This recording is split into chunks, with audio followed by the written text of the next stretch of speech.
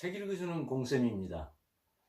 오늘은 5강 부동산 폭락 시기와 공간의 재탄생에 대해서 말씀드리고자 합니다. 이 주제는 세계 미래보고서와 트렌드 코리아 두 권을 읽고 우리 일상생활에 관련된 내용을 도출한 테마입니다. 앞으로의 경제가 어떻게 될 것인가 하는 부분에서는 많은 사람들이 궁금해하는 내용입니다. 많은 전망 자료에 따르면 앞으로의 경기 침체를 우려하는 위험 요인들이 많이 있다고 보고가 되고 있지요. 한국 경제는 세계 경제보다 훨씬 성장도 둔화되고 또 어려운 시기가 될 것으로 전망하고 있는 것은 사실입니다. 2019년의 경제 성장률을 경제 예측 전문가들은 2.8%로 전망하고 있습니다. 지금의 2.8% 성장률은 연 7% 이상 성장하던 화랑을 경험한 우리나라로서는 2.8% 성장이라면 체감 경기는 더 심해질 것입니다. 한마디로 본격적인 경기 침체에 들어간다는 말입니다. 예전 마냥 벌어놓은 돈으로 여행이나 다니고 그냥 살아가도 부동산이라는 운을 만나기만 하면은 나의 재산을 불려갈 수 있었던 시대가 있었습니다. 지금은 그럴 때가 아니라는 말입니다.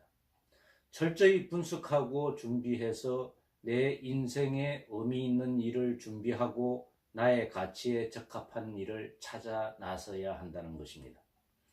앞으로 경제 성장률이 2.8%를 밑돌게 되면 부동산 침체는 물론 실물 경기도 더 어려워질 것은 명약관화한 일입니다. 똘똘한 부동산 하나로 일생의 재산과 노후를 준비하던 시대가 지나갔다는 이야기입니다. 세계 미래보고서 책에서 보면 가장 관심이 가는 키워드는 주택 소유의 종말과 집값 폭락이라는 단어입니다. 주택을 소유해서 얻은 이익이 적어지기 때문에 소유 이외의 방안을 강구해야 한다는 뜻입니다. 혹자는 9.13 부동산 대책의 효과라고 치부할 수도 있다고 하지만 큰 흐름에서 보면 2025년이 되면 부동산 침체가 가속화돼 소유의 종말과 집값 폭락 사태를 예고하고 있다는 사실입니다. 빈집 900만 가구의 일본을 유심히 살펴보면 우리 한국의 미래를 조금은 엿볼 수 있습니다. 한국에서도 2025년이 되면 빈집이 속출하고 집값 폭락이 시작된다는 예고를 그냥 넘겨버리기에는 너무나 현실적입니다.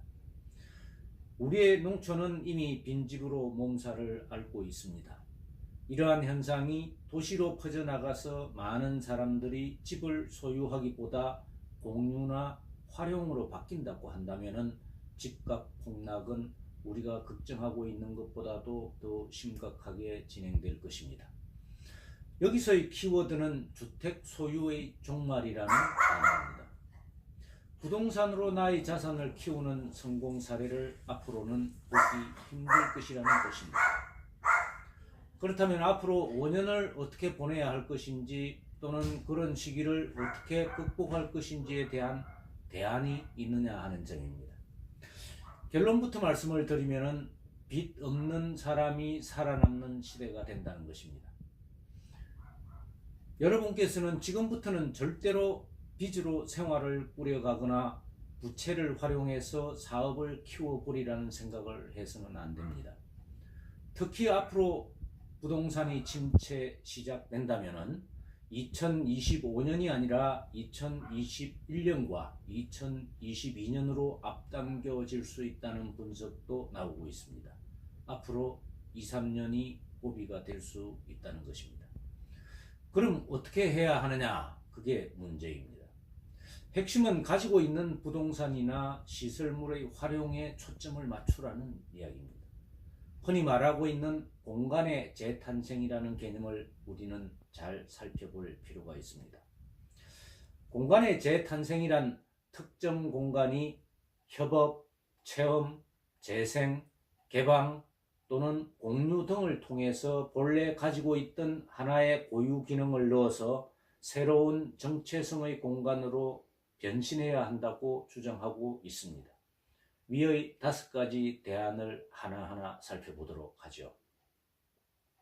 첫째, 협업입니다. 다른 업종과 협업을 하는 것이 살아남기 위해서 최선이라는 뜻입니다. 우리가 지어놓은 건물이나 시설 등 오프라인 공간의 위기감이 커지고 있다는 것입니다. 집을 지어놓기만 하면 또는 건물을 지어놓기만 하면 고객들이 찾아올 것이라는 착각을 해서는 안 된다는 말이지요. 또 혼자서 성공하려고 하지 말고 옆 사람이 뭐하고 있는지를 살펴보고 그 사람이 가지고 있는 공간을 함께 활용할 수 있는 방안을 강구하라는 것입니다. 다른 업종과 손을 잡는 것이 어렵다면 가장 쉽고 효과적인 협업 파트너로 알려진 것이 2가지 있습니다. 바로 문화와 커피입니다. 문화가 있는 곳에는 사람들이 모이게 되고 사람들이 모이게 되면 커피 마시는 것을 선호하게 됩니다. 무슨 사업을 하시더라도 문화시설과 커피 파는 장소를 만들어 두라는 것입니다. 둘째, 체험을 가능하게 하는 공간을 생각해 보라는 점입니다.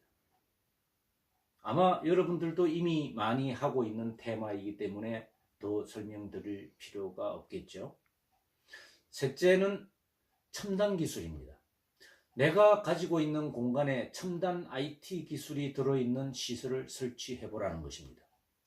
농촌이라 하더라도 도시에 뒤지지 않는 첨단 IT 시설에 대한 투자는 머뭇거리지 말아야 할 것입니다. 농촌의 경우에는 인터넷 기가 마을을 만들어 방문자들이 불편해하지 않게 한다든지 셀프 내비게이션을 장착한 신발을 신고 찾아오게 하는 스마트 신발을 적용한다든지 특징을 살리기 위한 인공지능 종업원 등을 두는 방식입니다. 넷째는 기존의 낡은 시설을 가지고 있으면 신축보다는 옛것을 살리는 재생사업을 해보라는 말입니다. 예전에 창고 같은 건물을 새로운 카페로 재생시키는 사례를 들 수 있겠습니다. 5째는 공유입니다. 공유 공간을 늘리라는 것입니다. 여러분들이 잘 아시다시피 공유경제란 제품이나 서비스를 내가 소유하는 것이 아니라 필요에 따라서 많은 사람들이 공유하는 활동을 말합니다. 여러분들이 잘 알고 계시는 우버와 에어비앤비를 생각하면 답이 나올 것입니다. 내가 가지고 있는 장점 시설을 하나만 가지고 있고 또 다른 사람들이 가지고 있는 장점을 함께 연계해서 시너지를 높인다는 뜻입니다. 책을 읽기 싫어하는 사람들이나 책을 읽을 여유가 없는 사람들에게 책 읽어주는 공쌤이라는 이름으로 우리 일상생활과 관련이 있는 책의 전체적인 흐름을 요약 정리해서 발표하고 있습니다. 위에서 언급한 과제나 실천 방안들에 대한 구체적인 대안을 찾는 것이 쌤 사이트에서 제가 하고 있는 역할이기도 합니다. 더 구체적이고 심층의 대안을 바라신다면 쌤 사이트 독서 토론에 참여하셔서 나의 사업 또는 나의 인생을 의미 있는 인생으로 꾸려가시기 바랍니다. 다음 동영상을 기대해도 좋습니다. 감사합니다.